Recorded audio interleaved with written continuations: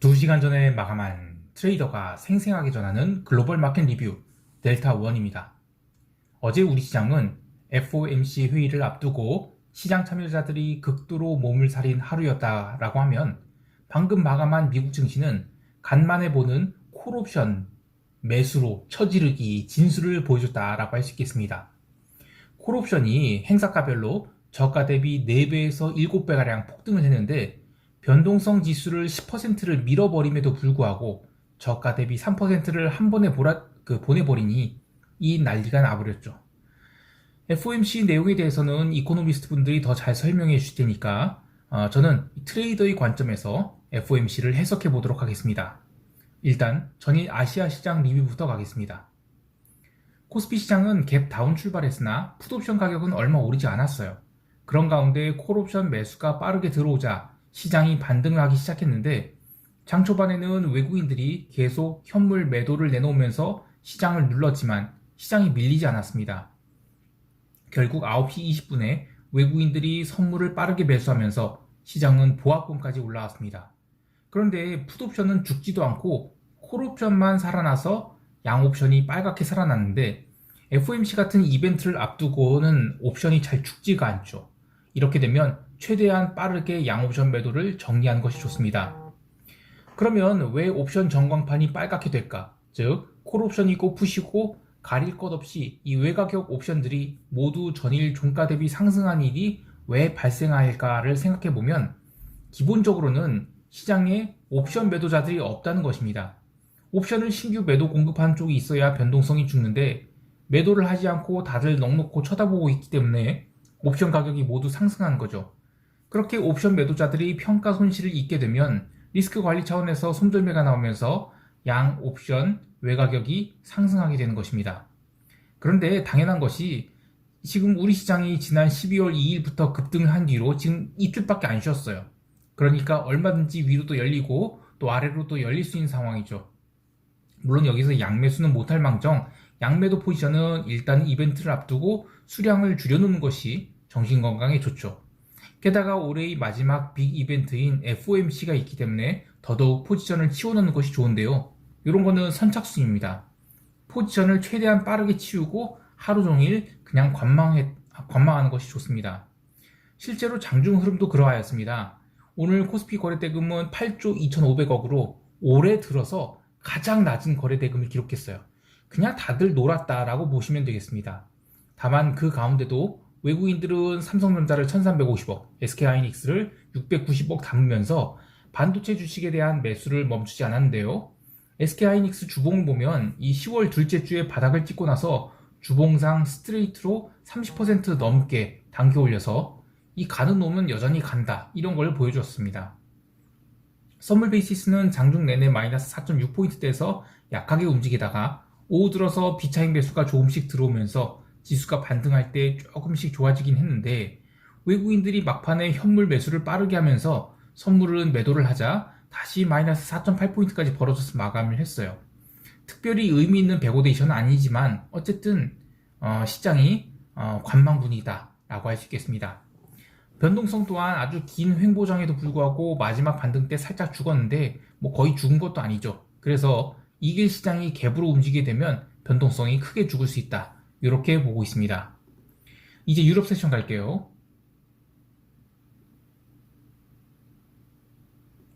유럽 증시는 초반에 잠깐 눌림이 있었다가 바로 반등하고 나서 하루 종일 횡보를 하였습니다. 미국 세션 오픈하고 나서 시장이 눌릴 때 잠시 눌리기도 했지만 1시간밖에 안 눌렸어요. 그리고 나서는 마감 때까지 아주 강하게 반등을 해서 보합 마감을 했는데, 증시는 어쨌든 이 FOMC 보고 움직이겠다라고 판단한지라 본장 마감 때까지는 별 볼 일 없었다라고 할 수 있겠습니다. 하지만 새벽에 FOMC 성명서 발표 이후 강하게 반등을 해서 1%대의 상승으로 마감을 했는데, 변동성도 마이너스 9% 하락을 했어요. 그러면 이제 웬만해서는 급락은 나오기 어렵겠다, 이렇게 봐야 되겠습니다. 사실 증시는 계속해서 별 볼 일 없는 패시브 흐름을 이어가고 있지만, 통화시장과 채권시장, 상품시장은 아주 큰 변동성을 보여줬어요. 먼저 상품시장 이야기를 해볼게요. 우선 아시아 세션에서 구리가 하루 종일 횡보를 하다가 오후 3시 상해금속거래소에서 구리 선물 손절매가 시작되면서 정말이지 한 번도 반등다운 반등 제대로 주지 않고 스트레이트로 하락을 했습니다. 유럽 세션에서도 반등다운 반등을 주지 않고 계속 밀렸는데 LME 오픈하고 나서도 반등을 하지 못하면서 미국 세션 시작하고 1시간 뒤에 간신히 마이너스 3.47% 하락을 해서 거기서 멈추고 반등을 시작합니다. 근데 이 반등도 이 LME 레스트링 때 이 숏에서 이익 실현 나오면서 커버링성 반등이 나온 것이지 정상적인 상황에서는 반등이 나오기 힘든 상황이었어요. 하지만 FOMC 이벤트 이후 아주 강력한 리스크온이 나왔죠. 이러면서 아시아 세션에서 밀린 것을 거의 다 만회해서 전일 대비 마이너스 0.53%로, 그러니까 바닥 대비는 거의 한 3% 오른 거예요. 이렇게 마감했는데 이렇게 되면 내일 상해 금속거래소에서 구리가 갭상승 출발하게 됩니다. 과연 이 긴 아랫꼬리를 어떻게 처리할지가 궁금합니다. 기름도 마찬가지였습니다.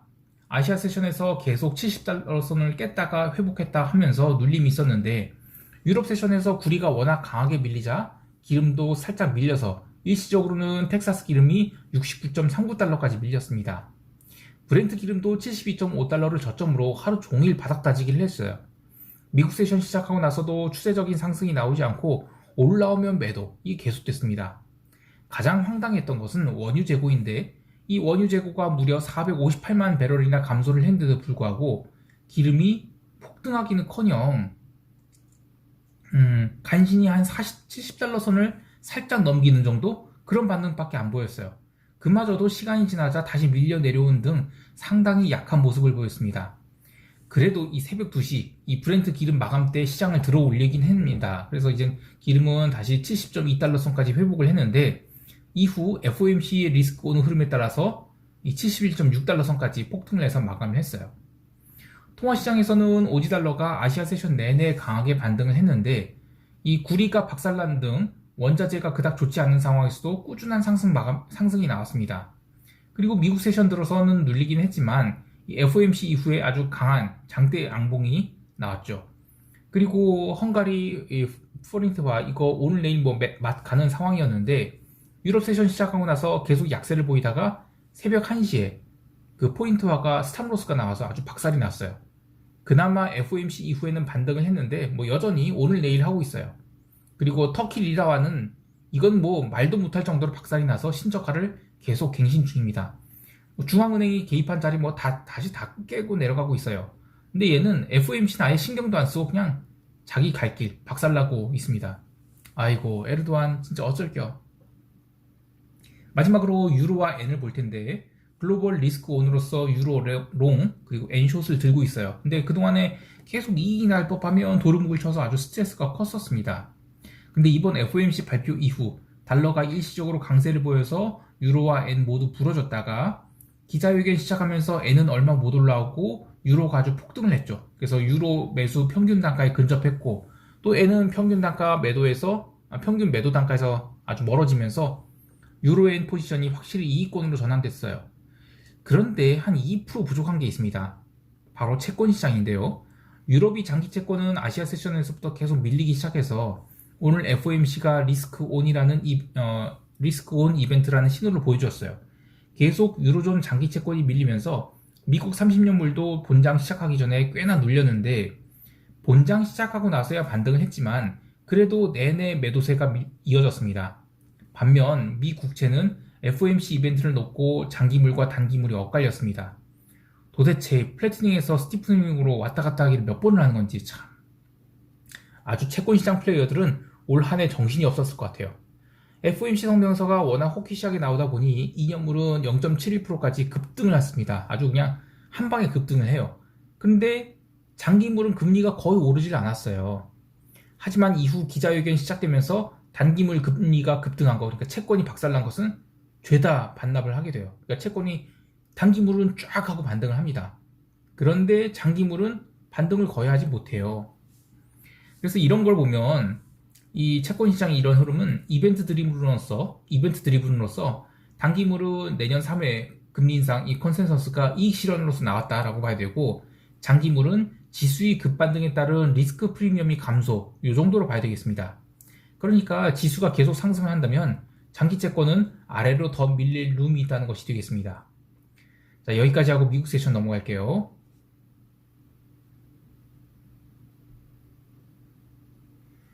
미국 지수 선물은 아시아 세션 내내 올라오면 매도가 나와서 상당히 피곤한 흐름을 보였는데 오후 들어서 홍콩 증시를 필두로 아시아 증시가 밀리면서 제법 눌리기도 했으나 유럽 증시가 반등을 보이면서 나중에는 이제 보합권에서 움직였습니다. 그러다가 이제 본장 개장하고 나서 1시간 전에 미국 소매 판매 지표가 발표됐어요. 근원 소매 판매, 소매 판매 모두 컨센서스보다 크게 하락한 것은 나왔죠. 근데 이때 지수도 살짝 올랐어요. 그리고 신용 국채도 살짝 오른 등 조금은 의아한 흐름이 나왔습니다. 물론 일시적으로 올랐고 그 뒤로 다시 상승분을 반납했지만 어쨌든 약보합 출발한 미국 증시는 개장 후 또 테슬라를 포함해서 빅테크들이 매도세가 이어지면서 아주 징그럽게 하락을 하였습니다. 게다가 유럽 세션 마감 무렵 또 눌림이 나오면서 새벽 2시 20분까지 시장이 아주 급락을 하게 됐는데 한 번도 반등을 안 주고 그냥 스트레이트로 하락을 하게 됩니다. 근데 이것도 다 이제 그때는 그 테크 주식들이 밀려서 그런 거예요. 그리고 나서 그 뒤로 나스닥 지수가 바닥을 찍고 15,800선까지는 반등을 해요. 그런데 그 반등하는 동안에도 아주 징그럽게 매도세가 계속 시장을 눌러댑니다. 상대적으로 S&P는 얼마 눌리지도 않았어요. 그리고 변동성도 얼마 증가하지 않아서 시장이 폭락할 건 아니다. 이런 생각을 계속했죠. 자, 그리고 대망의 FOMC. 성명문 내용은 새벽 4시 발표됐는데 상당히 호키시했습니다. 테이퍼는 2배로 가속화, 그리고 내년 금리 인상 전망 3회. 이 발표 이후 나스닥 호가가 쫙 빈 상태에서 매도가 쫙 나오면서 15,750선까지 급락을 해요. 그런데 이때 쫄 필요가 없는 게 변동성은 오르지 않았어요. 이렇게 3분 동안 15,750포인트의 지지를 확인한 증시는 이후 아주 강하게 상승 반전을 했고 나스닥 중심으로 아주 강력한 상승세가 나타나면서 숏 커버링이 시작됐습니다. 첫 숏 커버링으로 이 나스닥 지수가 전일 고점권인 16,000포인트에 도달하자 이익 실현 매물이 나왔는데 기자회견 시작되자마자 바로 매수가 들어오면서 매도 물량을 모두 잡아먹었고요. 그래서 꾸준히 상승했고 결국 새벽 5시에 장중 고점을 다시 갱신하면서 폭등이 시작돼서 기자회견 마치고도 계속 상승하고 기업고 16,300포인트 거기까지 가서야 마감을 했습니다. 이 FOMC 성명서도 그렇고 기자회견 내용도 굉장히 호키시했는데 대체 왜 증시가 폭등을 하는 것일까 라는 생각을 해보면 어제도 어마어마한 양의 콜옵션 거래가 있었어요. 어제의 상승률을 따지면 나스닥이 가장 많이 올랐어요. 상대적으로 러셀은 얼마 못 올랐거든요.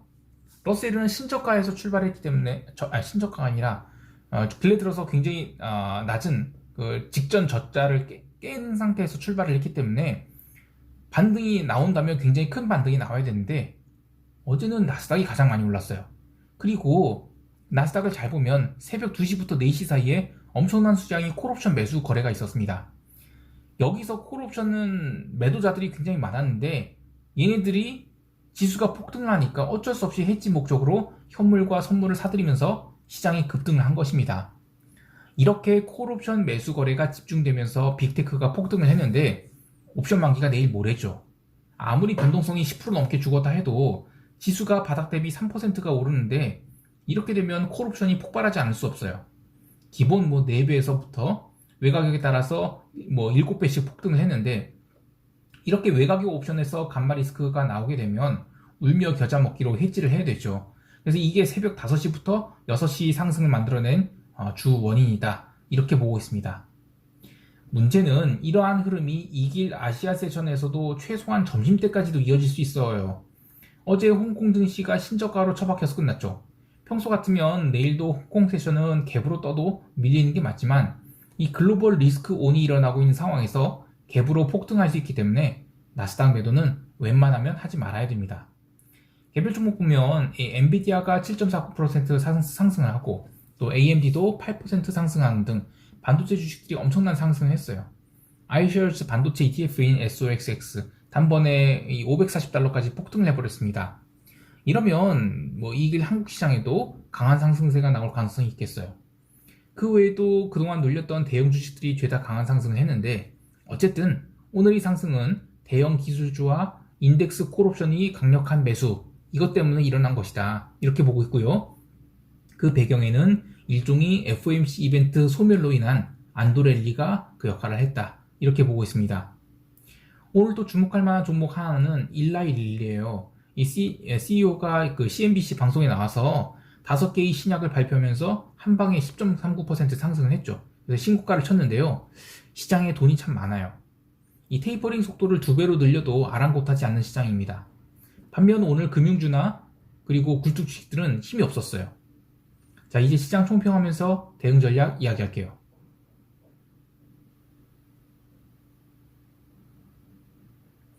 시장이 참 강합니다. 보통 해외 시장이 상승했을 때 그 재료가 일회성이라면 우리 시장은 갭 상승했을 때 매도로 대응한 것이 좋으나 지금 같은 경우에는 갭이 크기에 따라 다르겠지만 매도보다는 매수로 대응하는 것이 좋아요. 아쉬운 것은 지금 이머징 시장이 너무 나쁩니다. 굳이 뭐 터키 이야기를 하지 않더라도 터키 말고도 어제 홍콩 증시가 종가 저가 마감을 했어요. 그래서 분위기를 망쳤죠. 또 어제 해외 시장의 상승이 콜옵션 커버링에 의한 상승이라고 한다면 이 길 어느 정도 되돌림이 나올 수 있다는 것도 생각해야 됩니다. 그래서 기본적으로는 선물 매수 같은 롱플레이를 하되 아직 잔존일이 많이 남아있는 것을 감안해서 외가격 콜옵션 시가가 약하다. 그러면 외가격 콜옵션 소량 매수 이 정도는 대응하는 거 좋은데 기본적으로는 변동성 매도가 맞아요. 어제 그 글로벌 변동성이 10%대 빠졌으니까 우리 시장도 최소한 그 정도는 빠져줘야겠죠. 해외 시장 또한 당장은 리스크 온 대응이 유리합니다. 오늘 죽은 변동성은 웬만해서는 살아나기 힘들다고 봐요. 그래서 아시아 세션이나 유럽 세션에서 눌림 시 롱 대응을 하는 것이 좋겠습니다. 다만 초반에는 이익 실현이 나올 수 있는 점 감안해서 장중 눌림 시 롱 대응하는 것이 좋겠어요.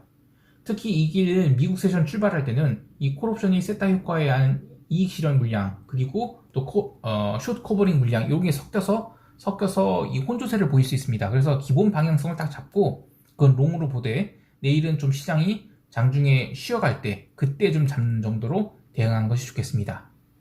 자, 오늘 하루도 성공 투자하시길 바라고요. 오늘 변동성 매도 그게 메인이라는 것 잊지 마시고 이상 델타원이었습니다. 감사합니다.